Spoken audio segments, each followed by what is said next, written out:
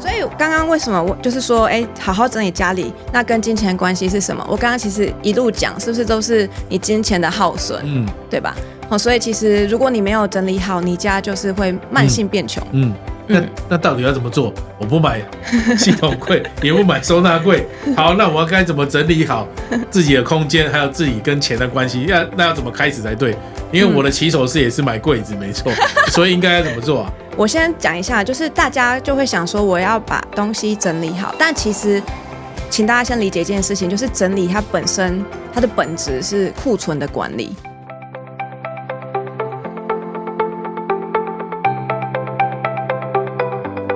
欢迎收听收看理财小时候，我们没有标准答案，只有多元观点，和你一起学习投资与理财，一起打造出有选择的人生。欢迎大家在 Podcast、YouTube 跟 IG 订阅跟追踪我们。大家好，我们今天的来宾是这本书《让钱喜欢你的财富整理书》的作者小印老师。看到这本书的书名很吸引我，第一个吸引我当然就是让钱喜欢你，谁不想让钱喜欢我了，对不对？可是这本书不是命理书哦，因为这种名字开头了很像是命理书，不是教你怎么拜拜啊，然后怎么让自己变有财运的感觉。这本书其实我觉得，我打个比方好了，比如像是谈恋爱，你不是去追对方，而是要打理好自己，让自己有这个条件去吸引对方这样的感觉。所以呢，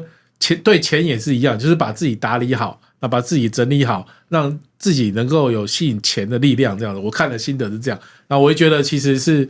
这个道理是有点相通了。然后可是我自己再仔细往下看，我就觉得这好像是这个意思，又好像不是这个意思，所以我也没有搞得很清楚。所以我们今天请小印老师来访谈一下，来聊聊为什么他当初要出这本书。不过一开始我们来请小印老师自我介绍一下。好，大家好，我是整理炼金术师小印。那我现在身份很多元，我是作家、讲师、整理师跟财务规划师。那我之所以会就是写这一本就是让钱喜欢你的财富整理术，其实是因为我在这其实是我第二本书。那我第一本书是财富自由的整理炼金术，在写那本书之后，我就开始把我的工作重心从整理师转移到财务规划师。然后我也考取了 AFP 跟 CFP 的国际认证高级理财规划顾问的这个证照。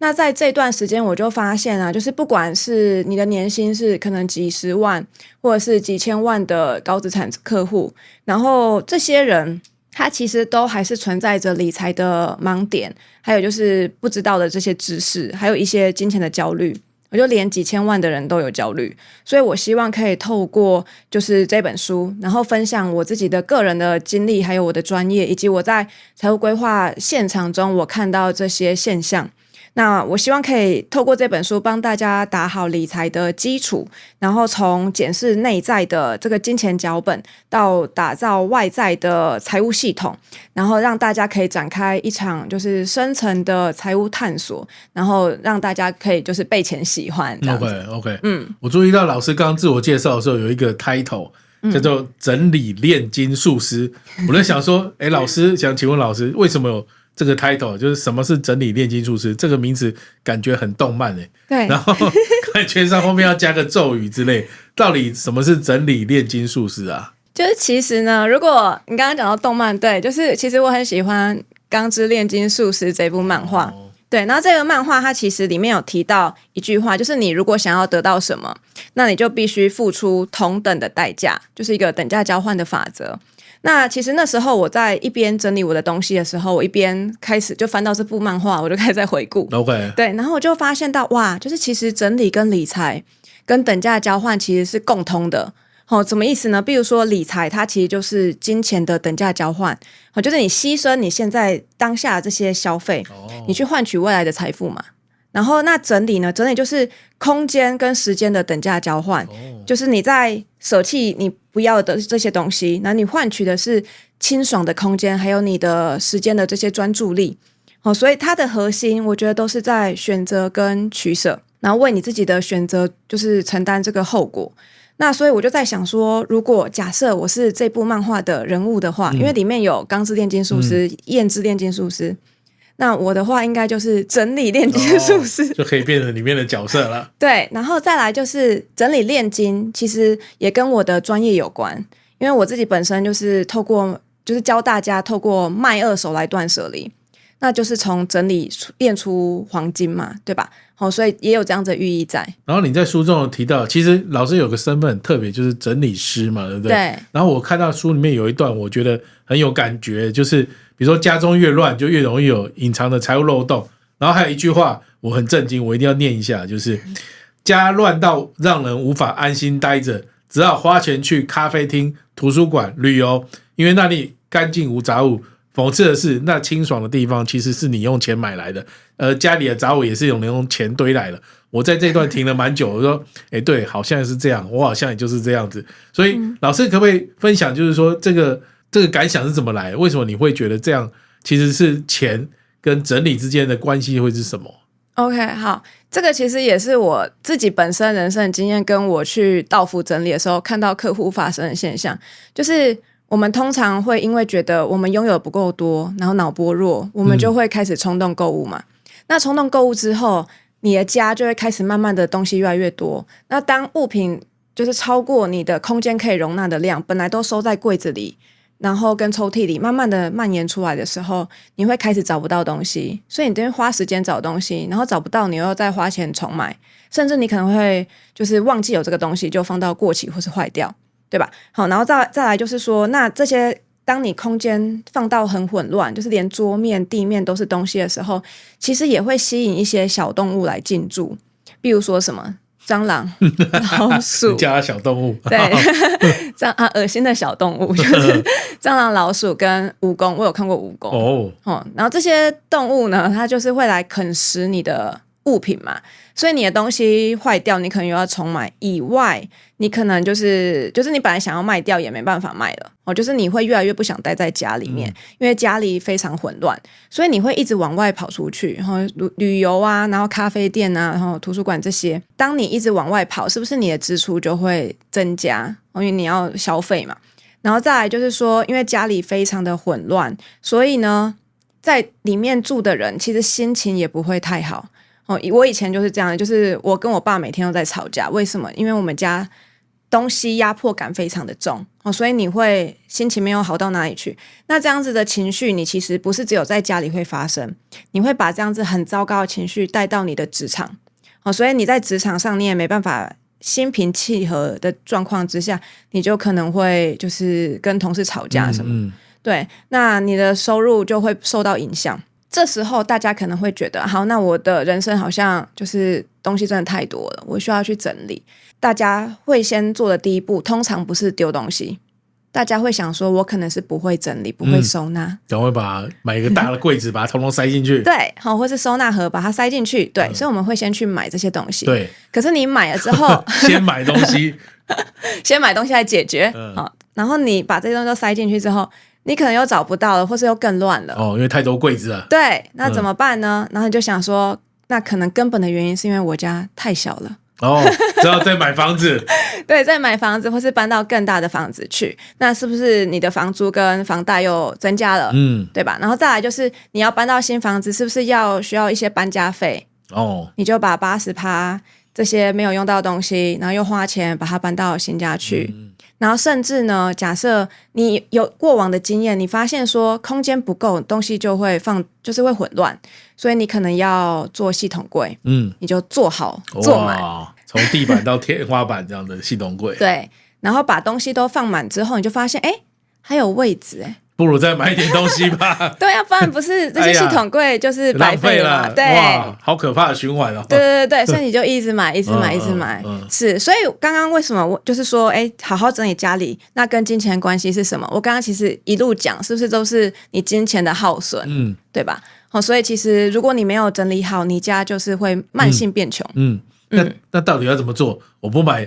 系统柜，也不买收纳柜。好，那我该怎么整理好自己的空间，还有自己跟钱的关系？那要怎么开始才对？因为我的起手式也是买柜子，没错，所以应该要怎么做啊？我先讲一下，就是大家就会想说我要把东西整理好，但其实请大家先理解一件事情，就是整理它本身它的本质是库存的管理就是说你要先了解你有多少量，超过你可以控制的量，这些量就是多的，你应该要放手。那在你清楚你的库存有多少的时候，你是不是就不会重复购买了？因为你都知道你有哪些东西，然后而且那剩下这些不要的东西怎么办？我们可以透过资产活化，就是把这些东西都卖掉。那你就可以重新掌握这个财务的掌控感。对，所以如果你真的想要整理的话，我会比较建议说，就是整理家里的话，你可以先从一个小地方开始，可能一个抽屉或是一个柜子，然后呢，我们先把所有东西都先清出来，然后再开始进行分类，分成至少3类。3类的话，第一类就是说保留，就是你一定要留着的，会用到的东西，对。然后第2类是你可能捐赠、卖掉或是送人的。然后第3类的话是没有使用的，就是价值了，就只能丢掉的，就这3类。然后分类完之后呢，除了保留的以外，其他的你可以，如果还有时间的话，你可以算一下这些东西你要送人丢掉的这些东西值多少钱。然后你就会发现到哇，自己是多么的浪费。对，这件事情一定要做，是你在心里就会有个底。然后你之后真的要在买东西的时候，你会想起来当初这个画面，整理的这个画面，你就会缩手了。原来我花了钱，就有很多东西送人或丢掉这样子。OK， 我觉得库存这个概念很好，因为库存在财务报表上就是它以后会被卖掉的东西，那对我们来说可能就是用得到的东西嘛。对，所以先把物品摊开，然后用得到的把它保留，用不到的或丢掉我们把它分类。然后你又知道说哦，原来我自己花了这么多钱。OK， 所以真的不是从再买一个收纳柜开始，而是要先整理这样子。对 OK， 所以我会觉得，因为我自己看到这一段的时候，我就觉得说哦，好像是一种重新掌握那种控制感的感觉，就是让自己可以更可控，然后比较不焦虑。那比较不焦虑，就不用再花钱去解决那个焦虑，然后就会变成一个从你不断的买东西来解决焦虑，变成说，你其实是解决焦虑本身，然后就会变得更好的感觉。好，那老师，你书中还有写一件事情，就是你曾经就是是个购物狂，对，当初的状况是怎么样啊？然后我就想说，我虽然不到购物狂，不过因为现在不是也流行说什么对自己好一点啊，对，那购物狂跟现在就是比较不焦虑、不购物，跟犒赏自己这3个之间好像有点冲突，我们应该怎么去拿捏啊？刚刚有提到我以前是购物狂嘛，有夸张到什么地步吗？夸张到我衣服有600多件，然后我拥有的公仔量是可以开一家店的量，对，超级多。难怪你后来卖东西可以卖蛮多钱的。对，其实就是因为我东西够多，就是我那时候是家里堆的到处都是，然后后来我在一边整理的时候，我花了2年把这些东西都卖掉。对，然后我在整理的过程中，我就是一边在问自己说，我为什么要买这么多？就是后来就发现到我买公仔是为了得到公仔圈朋友的认同。就是你买越多，你就可以有话题跟人家聊嘛，然后他们也会很尊敬你这样子。那买衣服是我渴望被人家称赞，就觉得啊，你这样子穿起来很漂亮啊什么的。对，那其实这个在心理学，我后来看书发现说，这其实是一种补偿性的消费。就是你心里缺什么，你就会一直透过购买，然后去得到这样子的，就是填补你内心的黑洞，觉得自己工作辛苦，所以你必须要好好的犒赏自己的时候，我会建议你可以用我书中有提到的，就是认同感的觉察练习去练习。我就问问看自己说，我买的是一样东西，这样东西的实际的用途呢，还是我想要买一个被肯定的感觉？这个好像有点抽象，我就举例来讲，譬如说当我们自我价值感不足的时候，其实我们会透过买这个东西，然后来得到自我的认同，就好像是我有这个东西，我就是这种人。譬如说我买名牌包包，其实就是告诉我自己说，我有这个身份，我有这个地位。那我买保养品好了，那其实是对自己说，我值得好好被对待。那到底要怎么分辨说这个东西是真的需要，还是说我只是为了认同感而买，填补黑洞而买？我觉得最有效的方法就是你去看这个东西的量到底有没有过多，就是已经超过你使用的这个量了。比如说你买了这么多，其实已经可以用到10年都用不完了，那是不是就有点太 over 了？因为保存期限可能也才2年而已，对吧？所以我们可以透过说这个量，然后来决定来看说你是不是透过这个东西填补你的黑洞。如果是的话，你要再深入的去研究说，那到底你为什么要买这个东西，一直买这个东西？它后面一定有一个正向的动机，就是你一定是为了让自己变好你才买，但这个正向的动机到底是什么，一定要找出来，不然你就会一直有重复购买。然后我觉得除了消费以外，我在书中还看到一个很特别的名词，叫做金钱调温器。然后比如说就所谓调温器，就是有点像空调嘛，就家中开27度，外面热气吹进来一下，可能就是温度上升一下，可是它又会回到27度。然后要让自己被钱喜欢，我们回到这个被钱喜欢这件事情，也是要去调整你所谓的金钱调温器。这到底是什么样的一个概念？这个也是我在写这本书发现的，就是我以前把我的月薪设定在大概5万，对，然后所以当时其实我身边的朋友月薪都不到5万，我觉得就已经够了，我的薪水应该差不多够了。那我也觉得说就是那时候主管找我谈升迁的事情，我也觉得就是应该不需要了，我不想要承担更多责任，我觉得我的钱已经够了，就这个薪水已经够了。然后甚至我后来有在外面兼差，其实平均也差不多6万了，月薪6万了。那后来我才知道，原来我是受这个金钱调温器的影响。什么叫金钱调温器？就是它是会影响你的收入跟你这个资产的这个上限。举例来讲，为什么我的金钱调温器会大概在6万？是因为我爸爸退休的时候，他的月薪差不多就是6万。对，所以我在潜意识认为说，爸爸就是我的天，他的薪水就是我的天花板，我不可以超过他。就是这个在一些比较孝顺的孩子身上，其实会很容易，就是比如说我不能过得比爸妈好，所以他虽然赚很多钱，可是他不敢把钱用在自己身上。很多人其实潜意识会有这样子的这个想法。对，那当时我有发现到我的金钱调温器被设定在我爸退休的那个月薪，我不能超过他。那后来我是怎么打破这个限制？是因为我刚刚有讲到，我身边的人其实收入都比我低，所以我就觉得这样够高了。可是后来我在30岁的时候失恋，然后我的朋友开始帮我介绍男生给我认识，然后我就发现到，哇，天哪，就是跟我同年龄的那些科技业的男生，他们的年薪都200万起跳，跟我同年龄。然后这时候我不禁思考，不是思考说要怎么就是把他们弄到手不是，这也是要想一下的我那时候反而去思考的是，为什么人家一天也是24小时，我也是24小时，为什么他可以赚到200万，我却不行？有人会解释说，他因为他在台积电啊，对，所以我就去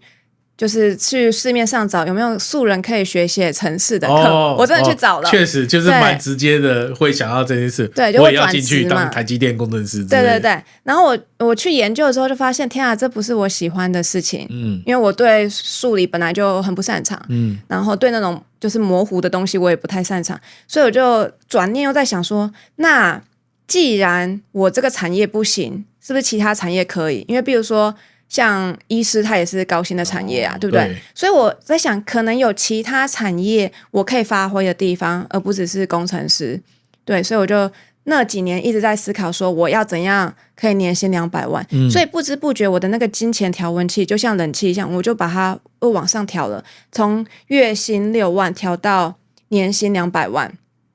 那当然不可能马上得到嘛，因为这个又不是吸引力法则，就是你想得到，然后马上天下就掉下来200万给你，这东西就是你要一直去想你要怎么做到。所以我一开始我大概是花了3年的时间，我才慢慢达到年薪200万。中间做了什么事情啊？中间做了什么事情？就是我开始去思考说，那我下班可以有多少时间可以拿来运用？那这些时间我可以怎么去学习跟赚钱？那时候我其实做了蛮多的事情，日本代购啊，美甲师，然后还有那时候也在想要不要做整理师，反正我还有财务规划师，就是我其实下班花了很多时间去学习，然后跟思考我未来可以怎样提高我的时薪。我会想特别问这个问题，是因为我们之前有做问卷调查，就是大家就想要，因为理财嘛，除了投资以外，还要开源嘛。对，那开源大家就会说，他也试过什么网拍啊，然后送外送啊，然后他说其实就是觉得薪水没什么起色，然后我就刚刚听到你刚刚讲的例子，就是说你也试了很多事情，那时候是怎么try去试了整理师？那时候是怎么去找你想要去从事、想要发展的这个方向？我们先倒退一下，回到说为什么想要多赚钱这件事情。这件事情其实非常重要，因为当时我有个目标，除了那个200万以外，我其实有画出一个我的财富自由蓝图，就是如果假设我真的很有钱了，可以退休了，我想要过着怎样的生活，我是真的有画下来。那时候我画出来的是一个房间，我在里面，然后里面有衣柜跟书柜，还有床跟我自己本人的书桌。这件事情我一画下来，我就发现到天哪，就是我非常渴望我个人的空间，因为我到30几岁，其实都是跟我弟我妹睡同一个房间，我也没有自己的书桌，我都是在客厅，就是把电脑放在自己的脚上。我一旦画出这个空间，我就觉得天，这就是我想要的生活。那这样的生活，我再开始在想，到底是需要多少钱才能支应？比如说，可能要买房才有自己的房间，或是我可能搬出去租就好了。那是不是我东西就要断舍离到很彻底，才可以租一个小房间，对吧？所以你一定要先有那个画面感，那个目标要非常强烈。然后因为画出来之后，我真的非常想要那样的生活，我不想要再跟家人同住了。这个动力非常的重要，你才会愿意下班去做一大堆事情，就是 for 你这个目标嘛。好，那所以我做了什么事情？那时候其实我开始先盘点我喜欢做什么事，因为我不想要就像那个就是比如说写程式可能可以高薪，可是我不喜欢也没用。对，然后因为那时候我在当整理就是开始在整理自己的东西，我就一边在思考说，好，我以前在书里面有看到就是近藤麻里惠这个作者他写的书，我才知道说原来日本有这样的职业，那是不是台湾那时候没有？那我可不可以成为台湾的整理师？所以我就有了这样子的想法，然后我开始先把我自己的东西先清一清，不然你的东西很多，你是个购物狂，结果还去帮人家整理，人家不是觉得讽刺？对啊，你不是50步笑100步吗？你干嘛来帮我整理，对不对？所以我一定要先做好一个标杆，所以我先整理我的物品，同时我是用卖的，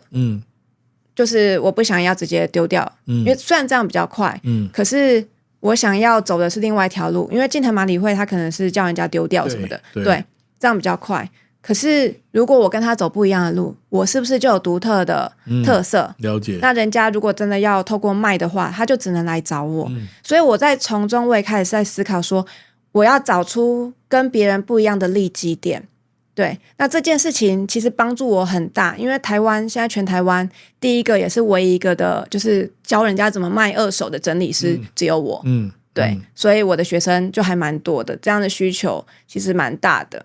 对，那我觉得找到利基点很重要，像刚刚你提到那一位，他可能做了很多事情，可是是不是都有可能会被取代？如果有可能被取代，那就很危险，因为等于说大家都会用价格去衡量你的价值。对，可这件事情其实是就是对自己本身是蛮伤害的。所以你一定要找出自己的利基点。那这个怎么找？我觉得就要你自己去观察市场，去看出还有没有别人没有提供的这样的服务。我觉得你刚刚讲很好，就除了整理自己的东西，让自己能够花适当的钱，然后买需要的东西以外，你还做网络拍卖。网络拍卖并不是把东西拍一拍放上去要有人买嘛。你可能要写好了文案，拍好了照片，可能就是连整理跟创造价值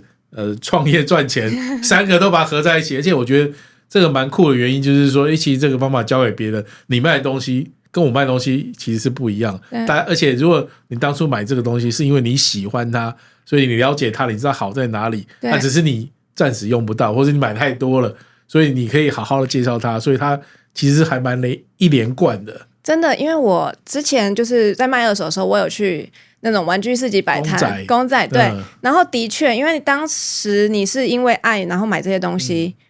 然后你介绍起来就很有热情，对，很有热情，然后大家都以为我有开玩具店，但其实没有，我就说，我只是断舍离，个人喜好，对，然后他就可能如果他带小孩，他就会做机会教育，他就会跟小孩讲说，你看，就是玩具不能买那么多，天啊，不然你就会被人家当反面教材，就变像这个哇，阿姨一样，好多功能哦。我就被不是应该鼓励像阿姨这样把自己的玩具拿出来卖吗？对，我就被攻击了。OK， 对，了解，还真有趣嘞。我觉得回到一件事情，就是说，所以你那时候是有一边工作，然后一边整理，然后网络上卖东西嘛？对。然后我也注意到你书中还写到一个是，就是收入的部分嘛，因为让钱喜欢你，就是除了投资，就是看市场，反正投资的技巧，我觉得就是长期投资，大家技巧都知道。可是有一个段落，我觉得还蛮有意义的，就是他说有一个风险，就是只靠一种收入在过活啦。然后比如说你观察到这种现象，就是身旁的朋友薪水翻倍，可是焦虑感没有减半，更害怕失去一切。比如说原本60万就说，老子不工作就算了，才60万，结果你涨到120万，他说哎呦，万一我不做，我就少了120万，所以反而薪水加倍，焦虑其实是加倍，越没有安全感。所以这种焦虑感，你就说这是因为你只靠一种收入来过活，收入越大就越害怕失去。这个可不可以跟我们解释一下你的想法是什么？这是我在财务规划的实务上，我观察到我的客户，就是我有蛮多高资产，就是应该科技业的客户，他们其实普遍都有一个担心什么？他们随时都有可能被 fire，就是他们薪水真的很高，可是他们也很容易被 fire。那我这样子看，我就发现到哇，就是原来薪水高也不是很稳定的你看，他只有一个工作收入，是不是就像家里面只有一个水管？如果这个水管它被切断了，你家就没有水可以用了，所以难怪他会担心。那如果假设我们有很多条水管，是不是我们有一条断掉，我们还有其他的，我们就不用担心了？所以我在他们身上我也看到，就是跟我对比，因为我自己是工作收入来源很多元的人，然后其实我就不太会担心，我可能比如说没有演讲收入，那我可能还有版税收入或是线上课程收入，我不担心。反而他们的薪水那么高，可是他们却会担心。那其实就是因为你的收入来源太少了。那如果假设我们可以就是增加自己的多元收入的话，其实就不会担心这个部分了。多元收入不一定是你要兼差做副业，其实投资也是一种啦，因为像公务员他没办法兼差，他可能就只能透过投资来多一个收入，就是他可能一开始很小，可是他必须要累积嘛，所以我还蛮建议大家就是在现在开始你就开始去累积，也许投资收入它是比较容易开始的，就是你只要有一笔本金就开始累积，那副业跟就是第二个工作的收入可能会比较难一点点，但我也蛮建议大家，如果你不是公务员的话，你可以下班的时候好好去尝试去把它建立起来。那最后讲到整理这件事情啊，其实就是在做排序嘛，就是你到底要什么，就回归到这个理财或者是人生最终极的问题，就是你到底要什么。对，那我们要的时候有时候还蛮多的，比如说要买房要买车，这个其实都说得出理由。那我也没有房，所以要买一个房来实现我的理想，就是有一个房间、衣柜、书柜、书桌OK。 但是你也想要说给小孩好的教育，然后你也想要去没去过国家去体验人生，这些来说都是我要的生活。可是欲望无穷，资源有限，然后这种时候很难抉择，我们应该怎么办？好像也要整理自己的想法，那要怎么整理起呢？要怎么做这件事情呢？好，我刚刚其实有提到说可以画出自己的财务蓝图嘛，就是看说你喜欢什么东西。可如果这个画面真的爆炸，就一大堆想要的东西，就真的很蛮想要的。对，其实都蛮合理。有人跟我讲这个理由，我要环游世界，OK。然后我想买房子，OK 哈，对啊。对，好，这时候因为我的财务规划的客户也是这样，他们可能会洋洋洒洒列很多。可是这时候我就会问他们一个问题，就是说，好，如果只能实现一个，你要实现哪一个？然后大家就会想很久，然后最后可能还是决定第一个优先的一定是退休金。就你不管怎样，你一定会希望说，在你老的时候还是有一笔收入，你可以不用担心钱嘛。然后再来可能往外推，接下来就是价值观的排序了。就是你可能真的很重视小孩的教育费，所以可能第二个排的是教育费。那也有人他是像我，就是很向往一定要有自己的家的，也许他就是房子。然后接下来排序就会每个人都不一样，所以你要对自己就是做这个价值观的排序，去思考说哪一个是你真正就是排名比较前面的。那你要优先把资源放在那上面，如果再有多的资源，你可能再往下给。对，这件事情蛮重要的，因为我们通常不会先想这些，可能遇到了我们才会想，比如说小孩来了，我们才在想教育费，然后看到大家都在买房，才想说，那我是不是要开始存头期款？可是如果假设你有意识的开始先去思考说你未来想要过什么生活，然后这些都把它进行排序之后，然后呢，你去算出这些东西是需要多少钱，然后再来去对比你手上的资源跟这些收入，你就会发现到其实你不能再乱花钱了。那你要把你有限的资源放在你真正想要的那前几名的目标上面。我觉得这样子做就会非常的清楚了。像以我来讲，我就是都把资源放在投资我自己成长，因为我要让收入变高，然后跟就是我的退休金，因为我想要让我自己可以早点自由。那这些都达成之后，我才开始去买房子，不然我其实之前都是租房子的。然后可能这些达成之后，我再开始思考我想要生小孩。就是所有一切我都是以我自己先优先，那我的达到之后，我才开始想小孩的问题。对，所以我觉得大家也可以去思考你的价值观排序到底是如何，哪一个东西对你来讲是真正最重要的，那你就应该要把钱放在你真正想要资源，而不是你现在手上这个就是看起来很厉害的酷东西这样。对，刚刚小英老师有提到，就是把那个你想要的那个蓝图，先把它很具体、非常具体把它做出来。然后，因为你也不可能一次做到，你要生小孩、要买房，又要财务自由，那你只能实现一个，那我们就一步一步做，然后先做买房，或先做让你自己财务自由，再买房。其实你就要自己排序，这好像很难，人家来帮你做选择，这是你自己的事情，这样子。是。好，我们今天很谢谢小英老师跟我们分享这么多我觉得很有启发的事情，也欢迎大家参考一下，就让钱喜欢你的财富整理术这本书。谢谢大家，谢谢，拜拜。